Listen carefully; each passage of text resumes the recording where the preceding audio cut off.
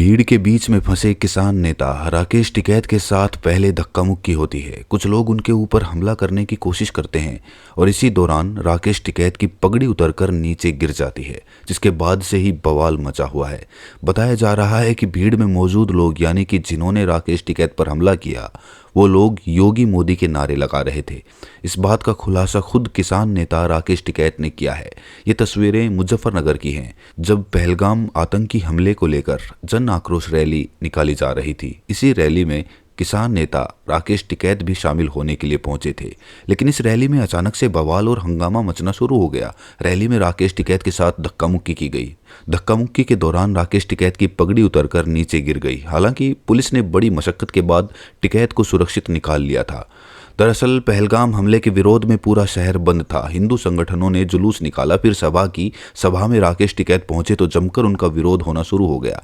जानकारी के मुताबिक राकेश टिकैत के जो बड़े भाई हैं नरेश टिकैत, उन्होंने एक बयान दिया था कि पाकिस्तान का पानी रोका जाना सही नहीं है, भारत और पाकिस्तान का किसान एक है।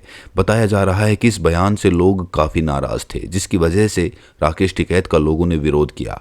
इस घटना के बाद से ही अब इस पूरे मामले पर सियासत भी शुरू हो चली है।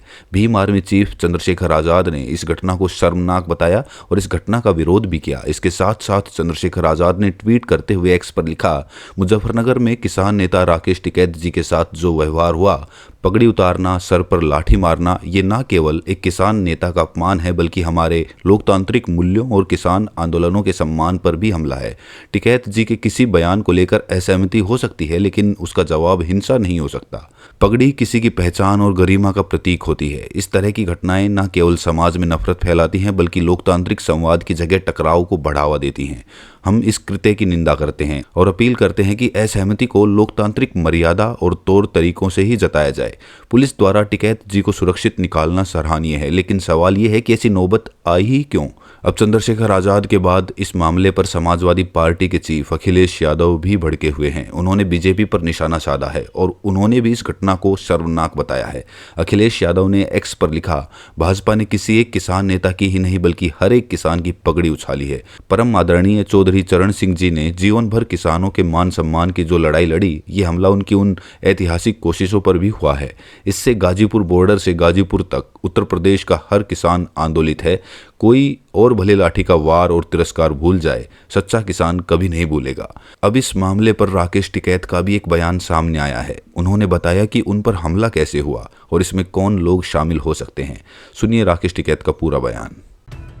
आज जिस तरह की घटना आज मुजफ्फरनगर में हुई, ये एक षड्यंत्र है। लोगों को बुलवा के सामूहिक मीटिंग है, सामूहिक रोष है, लोगों को बुलवा के घेर कर एक प्री प्लान वो था। क्या देशभक्ति में शक है? यह प्लान किसान संगठन है, यह सरकार के विरोधियों को चुन चुन के टारगेट करा जा रहा। अब समझ में आ गया कि जो सरकार के विरोध में काम कर रहे हैं, चाहे वो किसान संगठन हो, मजदूर संगठन हो, आदिवासी संगठन हो, उनका टारगेट किया जा रहा है। यह समझ में आया है। अगर पाकिस्तान के खिलाफ विरोध था तो उसमें हम भी शामिल थे। सब लोग इकट्ठे थे, वहां पे सब दुकानदार इकट्ठे थे। लेकिन मंत्री कुछ वे नीचे हैं भीड़ में। क्या ये प्री प्लान है? क्या ये देश के सामने धोखा है? क्या किसान संगठनों को जैसे पंजाब और हरियाणा को पानी के विवाद पर लड़ाया, किसान संगठनों को तोड़ने का काम करा? क्या वो साजिश है? जब सब कह दिया कि भारत सरकार के साथ में सब लोग हैं, भारत सरकार ठोस कदम पाकिस्तान के खिलाफ उठावे,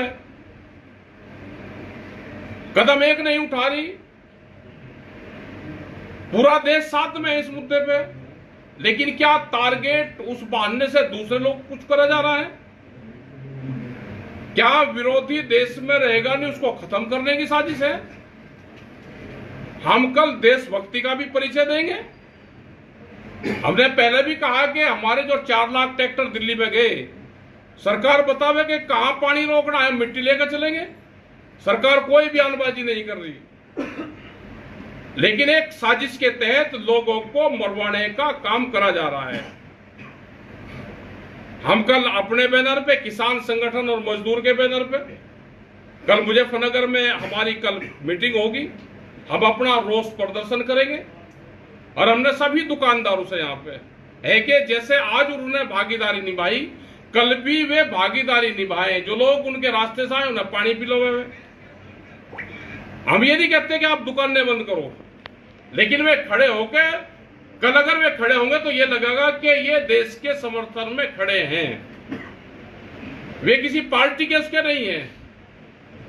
तो सब लोगों को कल साथ आना चाहिए। बहुत लोग कल आएंगे और कल हम वहां से निर्णय लेंगे। हम किसान संगठन का निर्णय भी लेंगे और देशभक्ति का परिचय भी देंगे। जो एक माहौल खराब करा जा रहा है, पहले हिंदू मुस्लिम था, फिर जातिगत हुआ, फिर हिंदू, भाई भारत से बड़ा हिंदू कौन सा होगा? क्या सर्टिफिकेट नागपुर से लेना पड़ेगा हमको? क्या जो वहां से नहीं लेगा वो देश में हिंदू नहीं होगा, वो लड़ाई नहीं लड़ सकता?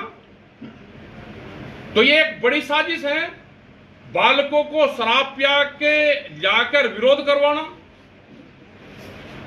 तो ये साजिश का खेल है। आप कर लोग आए, मुजफ्फरनगर में फिर मीटिंग होगी, अपने संगठन पर ध्यान दो। जो वहां पे सैलानी शहीद हुए, हम उन परिवारों के साथ में हैं। सरकार ठोस कदम उठावे, पूरा देश उनके साथ में है, बहानेबाजी ना करो। हमें मिलिट्री पे विश्वास है, अपनी सरकार अपना काम करे, लेकिन यहां पे जो लोग साजिश रचने का काम कर रहे हैं, उसके खिलाफ अपना प्रशासन यहां का है, वो अपना कार्रवाई करे। ये दबाने का, किसान संगठन को तोड़ने का एक साजिश है और कुछ नहीं। इनका मुकाबला करा जाएगा।